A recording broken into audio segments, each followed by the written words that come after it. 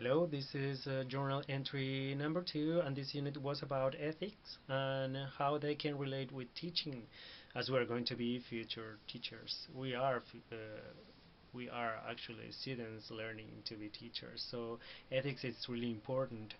Uh, Nevertheless, we have this movement, and we couldn't have classes, so the reflection in this journal is not entirely about the unit, but also about the next question. How do current events affect impact on your learning process, and what are your strategies to overcome these problems? Okay. First, I have to say, for me, this is not a problem. This is something that students are doing because the system is wrong. We have so many failures in our educational system, and we have to fight. We have to do something, to say something, and obviously, or maybe this is not the best way to do it, violence or to take the university and to stop activities. Mm, Nonetheless, for me, it's something, and it's something that they are trying to do, and we have to do something when we see that some things are wrong in our system. Um, Maybe in the future we are going to improve, but I support the people who try to do something when the rest is going bad, and that is going to affect you in your future. So for me, this wasn't a problem at all. The only problem, obviously, is that we couldn't have our classes and to reflect as a group about this topic, which is ethics. And regarding ethics, I really like it, and it's something that I have considered during my whole life, because I really like to be an ethical person and to be correct and to be kind. So it's something that I have always reflected about in my life. The new part in this unit was to reflect the connection between ethics and teaching.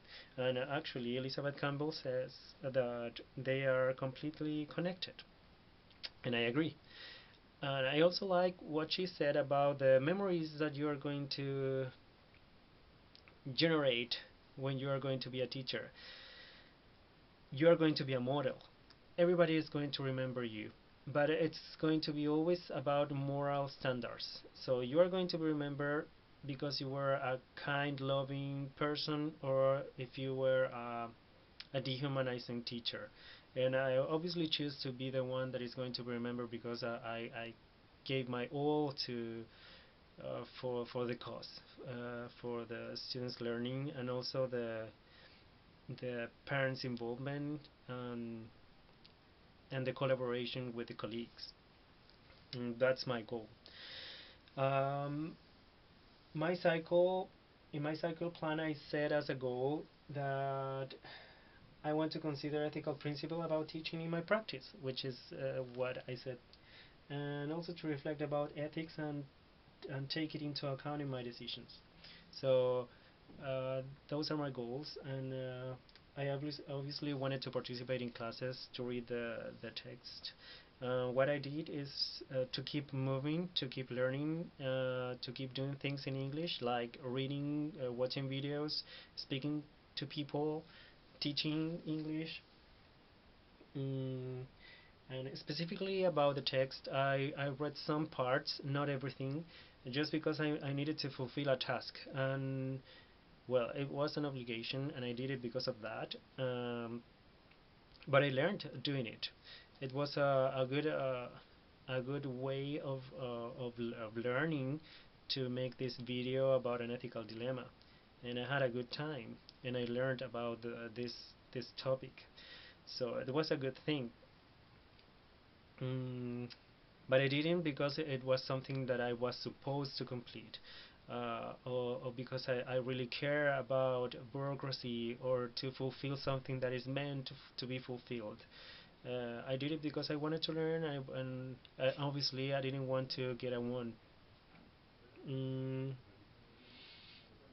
at the end, I have to reflect about the final exam because all my learning during this process for me is not going to be assessed according to the results of that final exam. Honestly, I think that it was absolutely above my proficiency level, so I won't consider it as a measure, as a standard that is going to say if I did my part or not. I'm a little bit disappointed about that final exam because I think the whole process is destroyed because of that type of assessment. Mm, but anyways, this is my reflection. This is my journal entry, and thank you for everything that you did as teachers. And this is it. Bye bye.